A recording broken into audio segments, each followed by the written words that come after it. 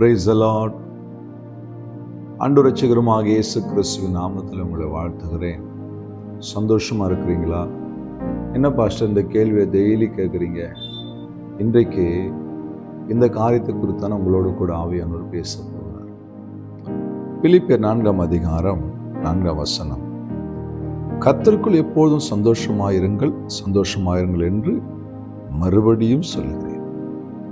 ஏன் இந்த வார்த்தையை அப்போஸ்தலனாகிய பவுல் இவ்வளவு வலியுறுத்தி சொல்லுகிறார்? கர்த்தருக்குள்ளே மகிழ்ச்சியா இருப்பது தான் நம்முடைய பலன். நாம் சோர்ந்து போகும் பொழுது சத்துரு நம்மளை மேற்கொண்டு விடுவான், சிந்திக்க முடியாத செஞ்சிருவான், பலவீனப்படுத்திடுவான், ஒரு மூலையில உட்கார வச்சிருவான். கர்த்தருக்குள்ளே எப்போது சந்தோஷமா இருக்கு. நான் இப்படி சொல்றேனே, கர்த்தருக்குள்ள இருக்கிற ஒரு மனுஷனால மட்டும்தான் சந்தோஷமா இருக்க முடியும். நீங்க உலகத்துக்குள்ள இருக்கிறீங்களா, பிரச்சனைக்குள்ள இருக்கிறீங்களா, போராட்டத்துக்குள்ள இருக்கிறீங்களா, உங்களால சந்தோஷமா இருக்க முடியாது. சோர்ந்து போயிடுவீங்க. அழகாக உங்களை ஏமாத்தி ஒரு ஓரம் உட்கார வச்சிருவான். ஆனா ஆண்டவருக்குள்ள இருக்கும் பொழுது ஒரு சந்தோஷம் இருக்கும், ஒரு மகிழ்ச்சி இருக்கும். எனக்காக யாவையும் செய்து முடிக்கிற கர்த்தர், தாவீதுடைய வார்த்தை. தேவர் இன்று செய்ய நினைத்தது தடைபடாது யோபு சொல்லுகிற வார்த்தை. ஆண்டவருக்குள்ள இருந்தீங்கன்னா ஒரு சந்தோஷம் உள்ளத்தை நிரப்பும்.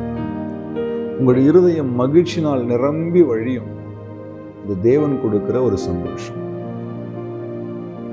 ஆண்டவருக்குள்ள இருக்கும் பொழுது அவர் உங்களை விசாரிக்கிற தேவனா இருக்கிறபடி உங்களுக்கு கவலையெல்லாம் கொண்டு போய் அவர் மேல வச்சிருங்க. நீங்க சந்தோஷமா இருங்க. ஆண்டவரே, நான் சுமக்க வேண்டிய வியாதியை, நான் சுமக்க வேண்டிய பிரச்சனையை, துக்கத்தை, பாவத்தை, சாபத்தை எனக்காக சிலுவையில சுமந்து கொண்டீரே, நான் இனி சுமக்க தேவையில்லப்பா. உடைய ரத்தத்தை கொடுத்து என்னை விளைக்கரைமாய் பெற்றுக்கொண்டீர் என்று சொல்லி சந்தோஷமாய் மகிழ்ச்சியாய் கர்த்தரை துதியுங்கள். அப்படி நீங்கள் துதிக்கும் பொழுது, நீங்கள் மகிழ்ச்சியாய் இருக்கும்போது சத்துரு உங்களை கண்டு நடுங்க ஆரம்பிப்பான். சத்துரு உங்களை கண்டு பயப்பட ஆரம்பிப்பான்.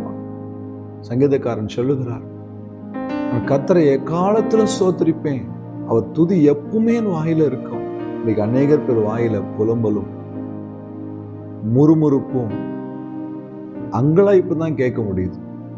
நீங்க துதிச்சு பாருங்க, மகிழ்ச்சியா இருந்து பாருங்க, கர்த்தர் உங்கள் வேண்டுதலை நிறைவேற்றுவார்.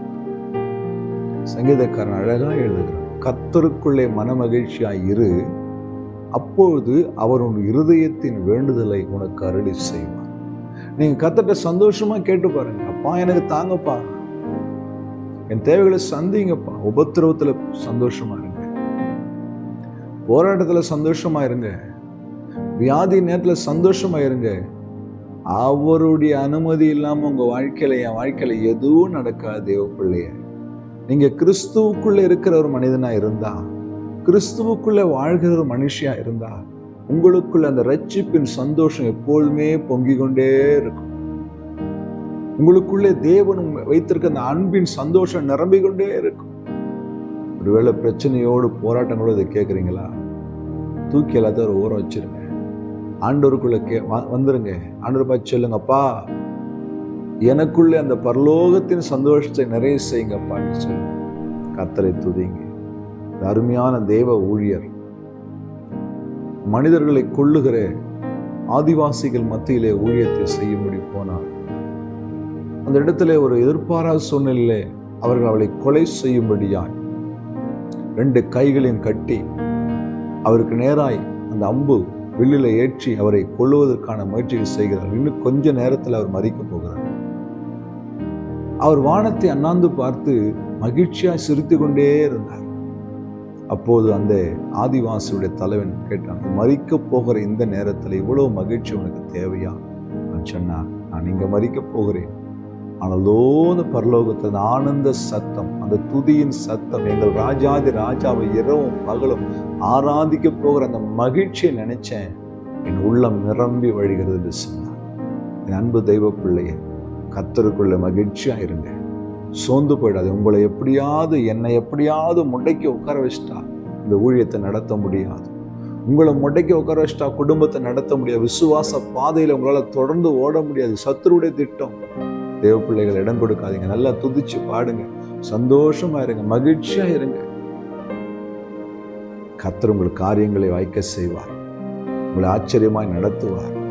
சந்தோஷமா இருக்கிறீங்களா? கண்ணு மூடி ஜெபம் பண்ணலாமா? அன்பும் இரக்கமுள்ள ஆண்டவரே, உமக்குள்ளே நாங்கள் மகிழ்ச்சியாய் வாழ, சந்தோஷமாய் இருக்க எங்களுக்கு உதவி செய்யும். எங்கள் துக்கங்களை மறக்க செய்யும். எங்களை நடத்தும். இயேசு கிறிஸ்துவின் நாமத்தில் பிதாவே, ஆமென். ஹல்லேலூயா. God bless you.